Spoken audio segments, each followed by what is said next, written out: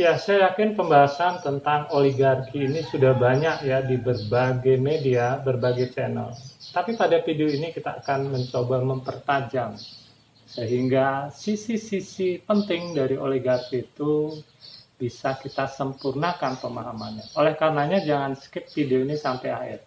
Mari kita obrol. Memang oligarki itu apa ya? Apa yang dimaksud dengan oligarki? Oligarki adalah satu pemerintahan yang didominasi oleh segelintir kelompok tertentu.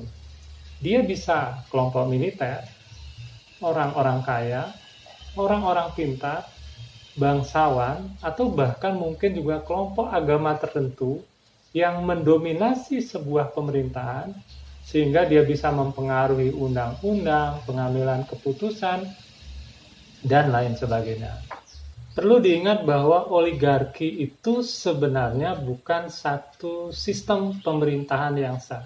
Tapi ketika kelompok tertentu berusaha mendekati kekuasaan, mendominasi kekuasaan dengan tujuan untuk memiliki pengaruh, melanggengkan kekayaannya, kekuasaannya, sehingga bisa mempengaruhi, mengatur, dan menyetir kekuasaan dalam suatu negara, itulah oligarki tersebut. Kita kan negara demokrasi, yang nggak mungkin ada oligarki dong. Sebagian besar negara-negara di dunia sekarang adalah negara demokrasi. Indikatornya apa? Satu, ada pemilihan umum, sehingga aspirasi masyarakat tersalurkan. Yang kedua, memiliki lembaga legislatif. Di Indonesia ada DPR, DPD, ada MPR. Kemudian ada lembaga yudikatif. Kemudian ada pers yang independen dan berdaulat. Lalu, bagaimana mungkin dalam suatu negara demokrasi ada oligarki? Sekarang menjadi semakin jelas ketika kelompok-kelompok tertentu menguasai birokrasi, menguasai lembaga legislatif, menguasai eksekutif, menguasai pers atau media massa, maka oligarki berarti sudah tumbuh dalam masyarakat demokrasi tersebut. Apa iya ya? Bagaimana pendapat Anda? Kok angel ya? Lalu dari mana cikal bakal terbentuknya oligarki dalam suatu negara demokratis?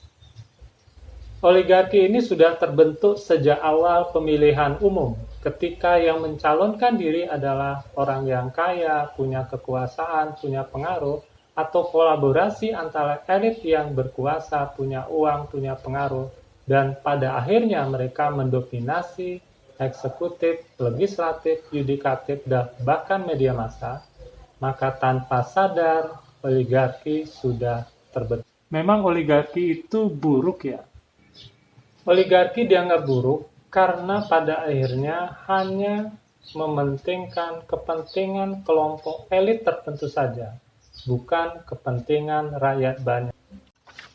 Keburukan lain dari oligarki adalah partisipasi masyarakat menjadi sangat minim. Kenapa? Karena mereka yang memiliki kekuasaan berkolaborasi dengan mereka memiliki kekayaan, kemudian dominasi, lebih mendominasi keputusan-keputusan atau proses-proses politik di dalam suatu negara. Sehingga dalam negara demokrasi yang oligarki, sistem pemerintahannya yang demokrasi itu tapi minim dengan partisipasi masyarakat. Yang kedua, tentu tujuan negara untuk mensejahterakan masyarakatnya menjadi tidak tercapai karena kebijakan-kebijakan lebih banyak menguntungkan mereka yang memiliki kekuasaan, memiliki uang, dan menyetir segala keputusan kebijakan demi melestarikan kepentingan-kepentingannya. Tentunya sangat berbahaya manakala sistem oligarki ini justru memegang potensi-potensi publik yang semestinya bisa diarahkan untuk kesejahteraan masyarakat, tapi semata-mata untuk kesejahteraan mereka, yaitu para oligarki.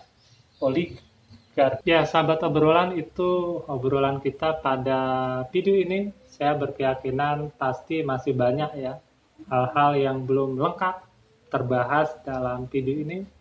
Mudah-mudahan nanti di lain waktu, lain kesempatan kita masih bisa berbincang-bincang, ngobrol dengan topik-topik yang lain tentunya.